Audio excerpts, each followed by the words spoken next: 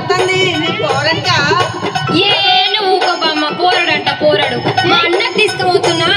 అదేందే మీ అన్నకు మీ వదిన తీసుకుపోతుంది కదా. గదొక్కటే తక్కువైంది.